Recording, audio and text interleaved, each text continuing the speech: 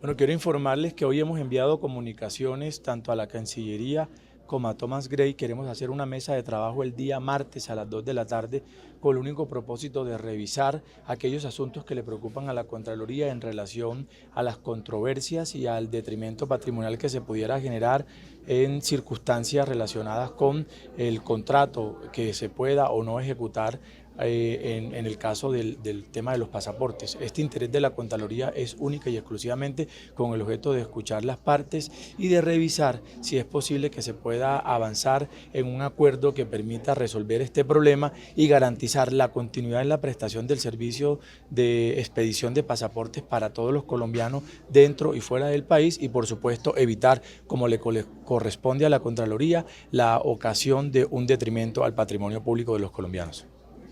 ¿Existe algún avance en el tema de los carrotanques? El día de hoy, viernes, en horas de la tarde, se va a liberar un informe o vamos a conocer un informe que si no le existen o no le generan observaciones por parte del despacho, se tendría que liberar, lo que significa de que el fin de semana podemos tener información de cuáles fueron las investigaciones y las conclusiones que se obtuvieron frente al ejercicio de contratación de carrotanques en el departamento de La Guajira por parte de la Unidad de Gestión del Riesgo. Evidentemente hay unas conclusiones preliminares relacionadas con una celebración irregular de contratos, con algunos sobrecostos y algunos elementos que a través de la DIARI se pudieron identificar en la elaboración de mallas de contratación de relacionamiento de empresas que participaron en estas y en otras contrataciones que adelantó la Unidad de Gestión del Riesgo en las últimas semanas. Estas contrataciones que usted habla principalmente, ¿en qué sectores del país serían? Se habla que Olmedo también firmó 2 días antes de irse o bueno, de pasar su carta de renuncia varios contratos. Todo eso va a ser materia de pronunciamientos el día lunes, cuando ya terminemos de concluir, como les dije, sobre las conclusiones generales, las decisiones que vamos a tomar como Contraloría a partir de la próxima semana. Contralor, también con el tema de la CPS que usted ha venido siguiendo, el presidente de la ANDI, el doctor Masters, dice que va a sacar su propio, la ANDI va a sacar su propio informe sobre la solvencia que tienen las EPS, porque dicen que muchas EPS, digamos, tienen que utilizar los recursos de las reservas técnicas porque están asfixiadas financieramente. Usted, digamos, es un informe que responde al que ustedes sacaron en la Contraloría. ¿Tiene alguna opinión sobre ese tema? 3 temas. La Contraloría produce informes y pronunciamientos sobre el estudio de las cifras y la Contraloría no tiene pares ni tiene para este tipo de pronunciamiento validadores externos. Cada entidad, segundo, es autónoma para presentar el estudio que quiera presentar. Y lo tercero, recuerden que la Contraloría en ningún momento haya dicho que los recursos de salud son suficientes, ni los de presupuesto máximo, ni los de la UPC. La Contraloría ha dicho que el gobierno y el país tienen que dar una discusión acerca de cuánto realmente cuesta financiar la salud de los colombianos. Otra cosa distinta es que nuestro informe habló del incumplimiento de la ley. Si la ley hoy no se ajusta al contexto, a las realidades que tiene el sector de salud, pues también hay que reformar la ley. Por eso hemos dicho que este estudio es un insumo importantísimo para que el Congreso de la República y el gobierno revisen en qué partes de la forma en la que funciona hoy el sistema amerita que se generen reformas o cambios sustanciales con el debate que se da actualmente. Es cierto que, como dice el ministro de Salud, que fueron las EPS las que le dieron a ustedes como Contraloría ese informe sobre las reservas técnicas. Recuerden que nosotros desde el mes de noviembre venimos adelantando mesas de trabajo con las diferentes EPS. Habilitamos nuevamente un espacio a partir de la próxima semana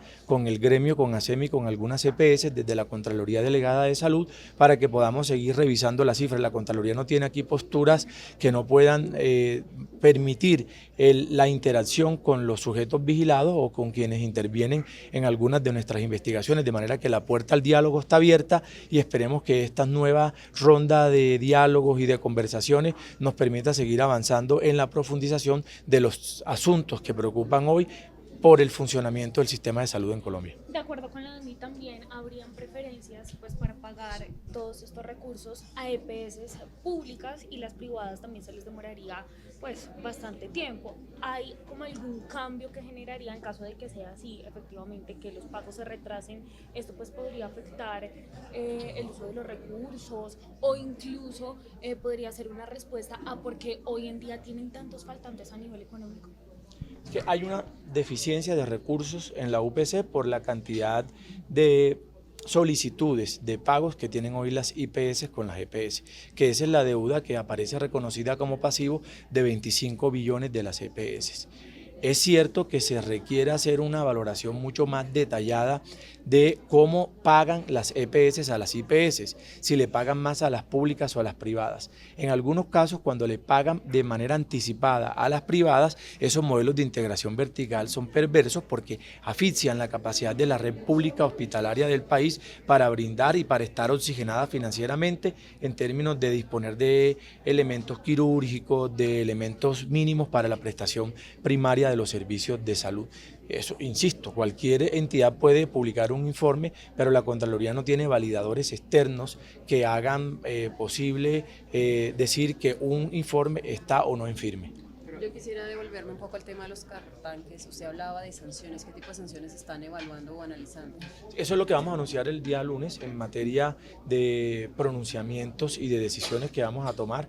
Ya concluyó la etapa investigativa de la primera revisión y lo que aspiramos es que podamos tomar decisiones mucho más amplias de lo que el país espera, porque el tema de la unidad de gestión del riesgo no está circunscrita única y exclusivamente a este contrato de los carrotanques. Recuerden que esta es una entidad que administra más de 1 billón de pesos de recursos anualmente con una modalidad de contratación directa, por lo tanto las decisiones que vamos a tomar van a abarcar un radio de acción mucho más amplio. Ustedes habían emitido una advertencia al Ministerio de Hacienda para la reducción de 18 millones de pesos del presupuesto general de la Nación. El Ministerio de Hacienda ya les respondió.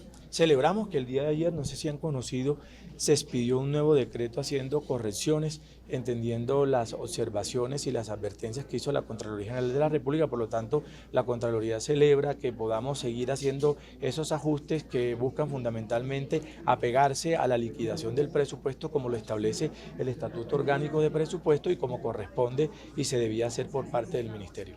O sea, que se deja de lado, pues para seguir con el mismo tema, o sea, que se deja de lado el tema del riesgo que ustedes habían dicho, de que si se interpone una demanda, realmente se paralizaría la ejecución del presupuesto. El día de ayer, en horas de la tarde, recibimos un nuevo decreto de liquidación que pone en evidencia la corrección de las observaciones, muchas de ellas planteadas por la Contraloría General. Contralor, una pregunta.